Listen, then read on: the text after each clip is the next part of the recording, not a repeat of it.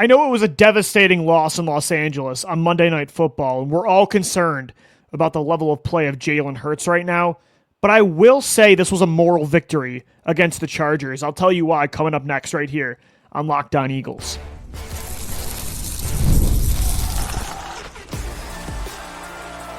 You are Locked On Eagles, your daily Philadelphia Eagles podcast, part of the Locked On Podcast Network, your team every day. Thanks so much for making Locked On Eagles your first listen each and every day. And thanks for making the Locked On Podcast Network the #1 sports podcast network. I'm your host, Louis DiBiase. Today's episode is brought to you by FanDuel. If you want to be right in the middle of the action this season, visit FanDuel.com and place your NFL live bets all season long. What a devastating, emotional roller coaster ride in LA. The Eagles fall to the Chargers in overtime, 22-19. The Eagles have now lost 3 straight games. There are some legitimate long-term questions I think we need to start talking about. We need to start having some conversations about the relationship, the long-term future of Nick Sirianni and Jalen Hurts, and we'll get into that later on in the show. We'll talk about Nick Sirianni's role in this offense, the failures of today, especially the first 3 quarters. We'll talk about Jalen Hurts and how, simply put, he's regressing. But I will say, even though there are legitimate concerns about the quarterback, legitimate concerns about the head coach, you're an 8-5 football team that has lost 3 straight after winning a Super Bowl. That feels really bad, right? Doomsday scenario, you threw the ball away in overtime to the Chargers. An interception ends the game when you're marching down the field in Chargers territory, set up so many times in this football game to win, right? And every single time it felt like the kill shot was there, instead of making the play to win it, like this core normally has been accustomed to doing since 2021, time after time, a penalty would negate the kill shot, or a dropped ball by A.J. Brown, or an inaccurate throw by Jalen Hurts, an interception, or a missed field goal by Jake Elliott. Time after time, this team again shot themselves in the foot like they've been doing all year. So you're probably listening to all this and saying, why the hell did you lead the show by saying this was a moral victory kind of game for the Eagles against the Chargers? It's because, think about it. All of that happened to this football team today. After losing 2 straight games, after dealing with all the drama that the Eagles have gone through this year, the track record they have in the past of collapsing down the stretch in a similar scenario in 2023, all of that happened. You had a nightmarish first half of football that felt like 2020, right? It felt like the end of 2023. Jalen Hurts, his level of play, that looked Carson Wentz 2020 level bad. He was absolutely rattled. And yet, despite all of this transpiring in one night, you still almost won this football game against a good playoff-bound Chargers football team. You still should have been the team, all of that being said, that won this football game. You should have been the team that overcame it all, that showed fight, that didn't give up. That could have been such an easy game to just roll over and die. If you were the Philadelphia Eagles, if you were this defense, you could have easily said, F this, we have been carrying this football team all year long. We are giving the offense the ball back over and over and over again, and they're doing nothing with it. But they never gave up. This defense had an all-time great performance tonight. 7 sacks on the day. I mean, Jordan Davis was unbelievable in this football game, 1.5 sacks. Jalix Hunt was unbelievable, 2.5 sacks. Byron Young gives you 1.5 sacks. Nakobe Dean looked like the best blitzing linebacker in football. Cooper DeJean was all over Ladd McConkey, making play after play in the middle of the field. Quinyon Mitchell had only been targeted once until the end of the football game.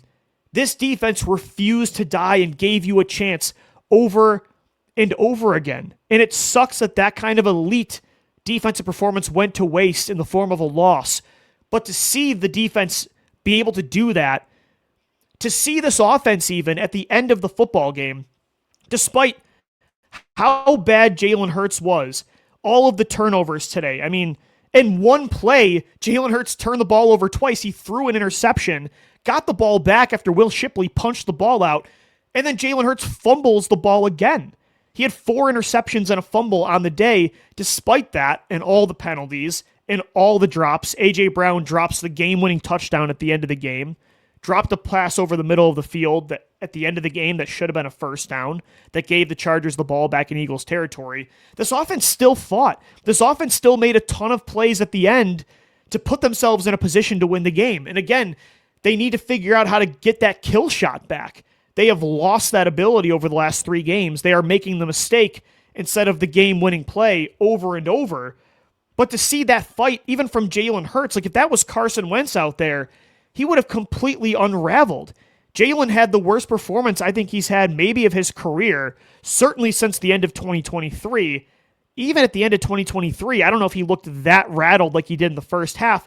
And yet, in overtime, 3rd and 16, he makes an unbelievable pass in traffic over the middle of the field to Devontae Smith to move the chains. Like he did put the ball on the money to A.J. Brown, which should have been the go-ahead game-winning touchdown at the end of regulation, at the end of the 4th quarter. He did drive them down the field in overtime, down 22-19.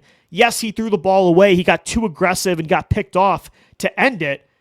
But I don't know, like to see them have that kind of fight, that kind of resolve, that kind of heart, the fact that they didn't roll over and die like they did in 2023 tells me this team still has life this year. That, yeah, maybe our expectations have to change. Maybe they're not going to win the Super Bowl. They're probably not going to go back-to-back in 2025, 2026.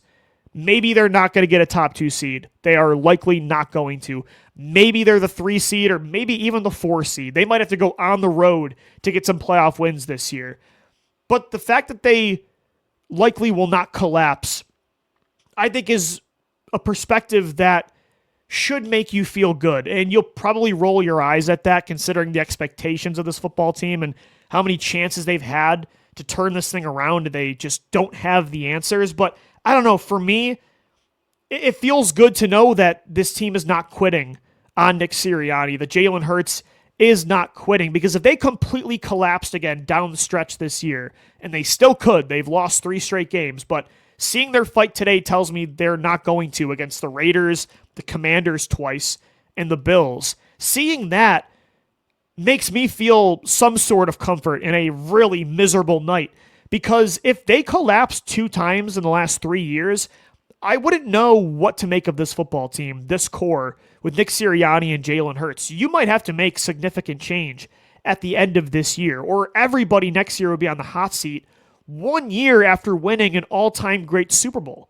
So for me, I don't know, like that's a positive. And in this year's NFL, you probably don't want to hear it after a loss, but in this year's NFL, with the way this defense is playing, like the best in football, or at least top 3 with Houston, Seattle, and Denver in there. Like it's those 3 teams in Philadelphia at the top of the league, in my opinion, on defense. The way they're playing, the way the run game came alive tonight. I mean, Saquon Barkley, at the most opportune time, becomes 2024 Saquon Barkley again. 20 carries for 122 yards and a 52-yard touchdown in a huge spot late in the game. Averaged 6.1 yards a pop. If the defense can play like that, if the run game can get revived, and the passing game can just find a way to stop making mistakes, stop turning the ball over. I know they just lost 3 straight, and that was such a frustrating game, but they will still have a chance if they don't completely unravel. They could still do damage in the postseason. I'm not predicting they win a Super Bowl. I'm not even saying they're going to get back to the NFC Championship, but they still control their destiny over the Dallas Cowboys to win the division. They still control their destiny for the 3 seed over the Tampa Bay Buccaneers, who lost again on Sunday. So you probably will roll your eyes at that, and I totally understand. There are some real long-term questions that I have about this football team that I didn't have a few months ago, and that's a really crappy feeling after just winning a championship. It's very frustrating, this team, year after year, when they make a Super Bowl run, just have this kind of year from hell, right? But that's the silver lining I'm taking from this matchup, is that they didn't give up. The defense looks great. The run game looks back on track, at least for the time being. That could be enough this year. That does not take the long-term questions out of the conversation, though, for sure. And we've got to talk about it. Jalen Hurts is regressing, and it's starting to make me concerned. Today's episode of the Locked On Eagles podcast is brought to you by FanDuel. Guys, NFL Sundays move fast. One big play and suddenly everything feels different. That's what makes live betting with FanDuel so exciting. You're not just watching the game, you're reacting to it in real time. With FanDuel, you can place bets as the action unfolds. Every drive, every momentum swing, every highlight moment, live betting is best when the game starts to shift. A receiver gets hot, a defense tightens up, or the momentum flips after a turnover. FanDuel lets you jump into the moment. Live spreads and money lines adjust instantly. Player props update as guys heat up. You can bet next touchdown scores, drive results, totals, and more. It keeps you locked into every snap, every drive, every possibility. So if you want to be right in the middle of the action this season, visit FanDuel.com and place your NFL live bets all season long. FanDuel, the game moves fast, and so can you. Thanks as always for making Locked On Eagles your first listen each and every day. Guys, if you're a true diehard Eagles fan, you got to check out our brand new Everydayer Club All Access. It's built for you. You're going to get one-on-one text access with me on game days all throughout the week, all access exclusive episodes, an exclusive newsletter of each episode, and a 15% discount to the Locked On merch store. So head to lockedoneagles.supercast.com to join the Everydayer program and unlock all access. You can also find the link in our show notes. Really excited to be launching that with a lot of new content for you guys right here on the Locked On Eagles podcast and across the Locked On Podcast Network. You probably are not going to want to listen to more Eagles talk after that loss, but I promise you it's going to be worth it because win or lose, there's a lot to talk about with this football team. And like I said, there's some positives to take from this game. There is some moral victories, even if you don't want to hear that. I truly believe that for the rest of this year, they're not a dead dog yet. If they go lay a goose against the dead-in-the-water Las Vegas Raiders, then yeah, this team is absolutely dead, right? In 2023, we kept saying, well, here comes Drew Lock and the Seahawks. Here come the Cardinals. Here come the Giants. Dead dog teams that beat you at the end of the year. So I'm not saying this football team won't collapse after losing 3 straight games. But what I saw today against a good football team where you should have won despite it being the game from hell on the offensive side of the ball tells me in a favorable 3 of the last 4 games, they're still going to win this division. They're still going to have a chance to win at least one playoff game. They'll have a chance to get hot. And I'm just trying to hold on to that kind of hope because I don't want to see a reality where this football team collapses again 2 of the last 3 years. I don't want to see this era, I don't want to say end that way, but it'll be a long off season after a Super Bowl win, we have to deal with those kind of talking points yet again. But one talking point that we have to have, regardless of if they collapse or not, is that Jalen Hurts, despite this guy always being an inconsistent pocket passer, this is who he's been since he was at Alabama when he got benched for Tua Tagovailoa in the national championship. He has always been a hot and cold pocket passer. And yes, he has grown tremendously over the years. And it all came to full circle. It came to fruition, that growth in Super Bowl 59 when the Chiefs dared him to throw the football to win a championship, and he did it. Like, that legacy is cemented, I should say, forever in Eagles and NFL lore. But regardless of that fact, he did not evolve this year from that Super Bowl win. He did not build off that and take next steps to become more consistent as an anticipatory passer with accuracy, throwing against zone coverage, throwing over the middle of the field, being faster in his progressions, going across the field, throwing to windows, throwing players open, instead of just seeing, look, find the open receiver, and throw the football. Not only has he not grown from last year and remained inconsistent in those areas, he has actually regressed in those areas since the bye week. Even before the bye week, I feel like he had regressed. He had some really high moments against the Rams, Tampa in the first half, Denver in the first half. The Minnesota, New York games were great, but he disappeared a lot in the first half of the season. And then to see what he's done against Green Bay, Detroit, Dallas, Chicago, and now LA, 4 of those last 5 games, Jalen Hurts has been a significant liability as a passer. Not only has he's just always a half a second too slow to find the open player. And in the NFL, half a second is everything. It's the total difference between a completion versus an interception or an incompletion. And he's still too slow to find the open players, especially over the middle of the field. That was apparent tonight. Troy Aikman probably mentioned it 30 times in that game. Not only that now, but he has been inaccurate. He has been forcing the football and turning the ball over at bad times. He is not willing to run the football. He's not nearly as explosive as a runner as he has been in the past. And that is concerning me right now because he's not getting better in year 6. He's getting worse. And for me, the question now has to be, is this who Jalen Hurts is going to be for the future? Is he going to be the next Russell Wilson or Cam Newton, the next mobile quarterback that just never evolved enough to age into his 30s and become a good starter in year 10 plus? Is this just who he is? Or is this a coaching issue? Is this the fact that because Nick Sirianni is his head coach, he has different play callers every year? A play caller either is great and gets a head coaching job and leaves, or they're really bad, and so they get fired. Is this a direct result of Nick Sirianni being the head coach, the reality of that, the fact that Sirianni has failed to evolve as an offensive mind, as a play caller again, and therefore Jalen is a different play caller every year, and it's hurting his development. It's making him regress. Kevin Patullo, he's not trusting the play calling. Is it making him regress? Or is this just who Jalen is? That is the number one long-term question that the Philadelphia Eagles need to ask themselves is this who Jalen Hurts is? Can he grow? Because he needs to.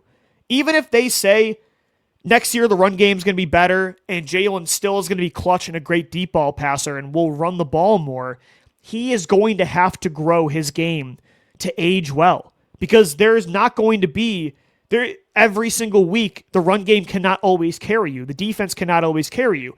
He is going to have to be more consistent as a passer to create easy yardage for his football team. This football team is dead last in the league in yards after the catch. Howie Roseman and Jeffrey Lurie need to sit down and say, is this Jalen Hurts? And if so, are we moving forward with that? Are we okay with building around that kind of player? And the answer will be yes, because what the hell is the alternative at this point? You're not going to tank. You're not going to hit reset. Or do we think this is more about Sirianni and just the reality of the offensive play callers? And if so, you might need to reevaluate Nick Sirianni's future. I'm not saying Nick would get fired next year, but if they think Jalen is the guy long-term, late into his 30s, and I know I'm getting ahead of myself, he's only 27 years old, but this is year 6, and these issues are still the same as they were in 2021, in 2019 at Alabama. It's a lot of the same problems that have not become consistent enough in his game, positive, consistent things, to where it's still hurting the football team. So you have to start thinking about long-term questions like, can he grow from this? And if you think he can with a different coach or a different play caller, maybe the Sirianni-Hurts relationship, it was great for the 20s years of Jalen's career when he could run the ball, when they had an elite roster. But what if they have to adjust? What if A.J. Brown wants out at the end of this year? And I wouldn't blame him if he did. Dallas Goedert's a free agent. He's going to get a big deal somewhere else. He balled out tonight. Jahan Dotson is a free agent. I don't think they bring him back either. Saquon Barkley is going to age. If they have to reshape the identity of this football team around Jalen Hurts and Devontae Smith, is Nick, and I think Nick Sirianni has a lot of strengths that help this team make it to 2 Super Bowls and win one, but is he the right long-term partner for your quarterback? Maybe that's impulsive of me to think right now, but that's where my head is going because I'm getting concerned about Jalen Hurts. Even me, I've had an acceptance of Jalen as a player for years now, but he's not even the inconsistent high highs, low lows guy that we're used to seeing. He is regressing. Like his accuracy is regressing. He is not playing as well late in football games. In a year where they needed more from him because the run game wasn't working and the play calling hasn't been working, those weaknesses have been exposed. He has not been able to grow enough where in a season that they need him to do more than he did last year as more of a game manager. Not only has he not stepped up, but he has stepped back. And so that's the number one long-term conversation that this football team has to have. And I loved the way he battled through adversity in this game and still almost won the game for them. That throw to A.J. Brown was on the money. And I still think Jalen has a lot of positives. I'm not saying I want a new franchise quarterback.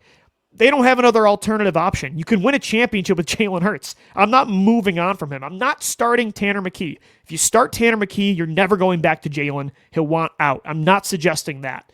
But what I am suggesting is that this team needs to start asking real questions about Hurts, who he is long-term, and what direction they need to take. Regardless of if they make the playoffs this year and get a win or two, make a deep run, the Sirianni-Hurts relationship is something that I am personally starting to question because in the last 3 years, you have regressed significantly on offense in 2 of those 3 seasons. In the season in the middle when you won a championship, you kind of had to push Hurts and Sirianni to the side and make them Robins, not Batmans, to Saquon Barkley and Kellen Moore. And so that's where my head's at. And I think that's fair. I think that's fair. I want to talk about Nick Sirianni a little bit more coming up next right here on Locked On Eagles. Another issue with Nick, not only is he not helping the play calling and the offensive game plan, he's not helping Jalen Hurts, but this team is the most undisciplined team in football, and that's killing them more than anything.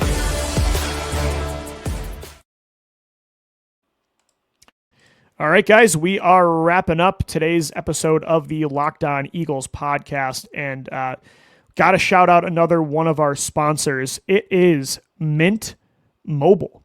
Mint Mobile, there's no reason to let big wireless drain your wallet, especially during the holidays. Right now, Mint Mobile is running their best deal of the year. All of their unlimited plans are 50% off. That means you can lock in 3, 6, or even 12 months of unlimited premium wireless for just $15 a month. It's the easiest way to take your overpriced phone bill and give it the full Scrooge treatment. And what makes this even better is how simply Mint makes the switch. No contracts, no nonsense, just real savings and real quality service. Turn your expense wireless present into a wireless huge savings future by switching to Mint.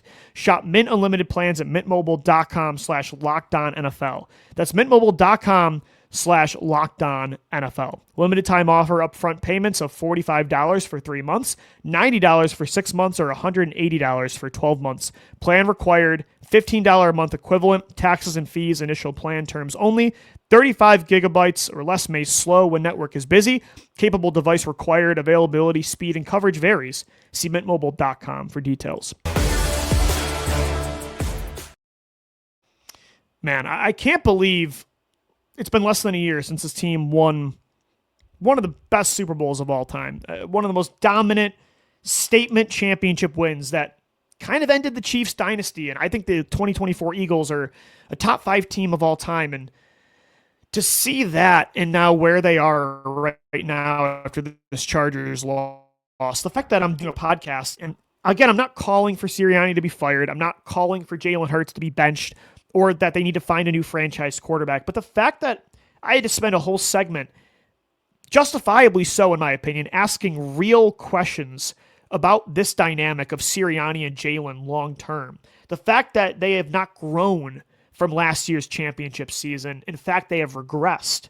The 2 main staples of your organization that are not named Howie Roseman, that sucks. I mean, I'm not going to lie, that blows. And Jalen Hurts is going to be your quarterback next year. Nick Sirianni is going to be your head coach. But if I'm Jeffrey Lurie and Howie Roseman this offseason, they got to sit down and have a conversation about that dynamic. And if they collapse again this year, and they've lost 3 straight, I do think Nick Sirianni is going to be on the hot seat next year. They will likely force him to hire a new offensive coordinator, a new play caller that'll be handpicked by Howie Roseman. It'll be from outside the organization. It'll be a guy that is focused solely on forcing Jalen Hurts to grow in areas of weakness. And if Sirianni doesn't like that, so long. Like after 2026, you're gone. That's the reality I feel like is coming if they collapse. And again, they showed a lot of fight today. Like they have never stopped fighting for Nick Sirianni, and that's again a huge strength of his, right? He's a player's coach for sure, and this team I think loves playing for Nick. So that's a huge positive. That's helped them win championships and compete for championships. But another thing that was supposed to be great about Nick Sirianni is that although he's not a play caller anymore, he's not a genius offensive game planner. In fact, I think he's hurt them in that department more than helped this year. Didn't love the game plan today. Despite that, you were able to accept who he was as a head coach, as a CEO, because players do love to play for this guy. He's a culture setter. He's a good hands-on developer of talent. And the other thing is he's very good with the small details. Like, this team is normally so good in the clutch, making the play to win it, not the turnover to lose it. Normally penalties are not this big of an issue with this football team. But the problem is right now, I'm having issues finding what Nick is doing right for this team, what he is doing to help this football team. I think he is only hurting you right now. His in-game decision-making, excuse me, I'm choking like Nick did. Let me take a sip. Give me 1 second. All right, I'm back. His in-game decision-making, sorry about that. His in-game decision-making is not working. His offensive hand-picked play caller, Kevin Patullo, is not working. Now, penalties are killing this football team on his side of the ball more than anything, on offense. So they're not disciplined. They're making mistakes. They're shooting themselves in the foot with turnovers and penalties. His play caller stinks. His quarterback is regressing. Like, what is Jalen doing? Not Jalen. What is Nick doing to help this football team? Right now, I would say next to nothing outside of just not letting this team give up. And again, that's a huge part of this. But you gotta give me more than that. Because there's a lot of coaches that can motivate, but also can do a lot of other things. Look at Ben Johnson and his impact in Chicago right now. So, again, I'm not saying they should fire him after this year, especially if they win the division, win a playoff game. But real change will have to come next year, whether he likes it or not. And they're going to have to ask some real questions about him long term. I said heading into this matchup on the episode Monday morning, I said that nobody has more pressure on them to get a win tonight than Nick Sirianni. And the fact that they had a bye week, basically, after losing on Friday to Chicago and now playing on a Monday night, you had ample time to fix mistakes or to come up with something better than the same garbage you've had all year. The fact that this team dealt with all of the same issues and they were amplified that's alarming. I'm not hitting the panic button. I'm not hitting the detonate all button, but yeah, maybe I am hitting the panic button a little bit. I'm concerned. I'm concerned. We're, green light, yellow light, red light. I'm at a yellow light. I'm nervous right now for this football team. Luckily, they play the Raiders this week. And if you can't beat that dead in the water football team, then yeah, I think you maybe got to make real change. But that will be a big win, hopefully, to get to 9-5. They should have had this win, and as frustrating as that is, there are some positives to take from it, but man, just what a weird year. What a frustrating season. But that's the situation this team is in right now. And that's just, I think at the same time, the reality of the NFL too, right? It's hard to be consistently good. Look at the Kansas City Chiefs.